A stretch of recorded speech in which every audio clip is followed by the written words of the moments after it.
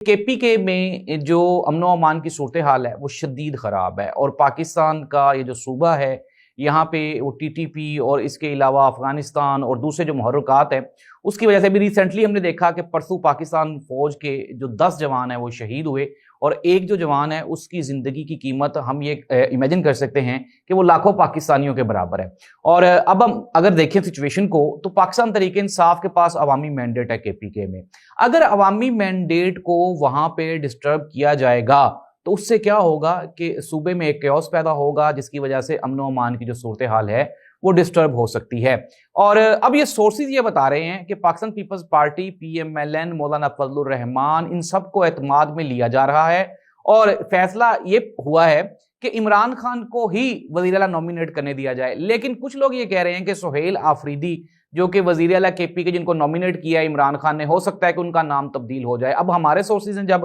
पाकिस्तान तरीके इंसाफ के जो आला ओहदेदारान है जब उनसे पता किया तो उन्होंने कहा जी कि इमरान खान ने सुहेल आफरीदी का नाम बामी होशो हवास में लिया है और यही पाकिस्तान तरीके इंसाफ का फाइनल ऑप्शन है, इसके अलावा ये रिप्लेसमेंट नहीं होगी।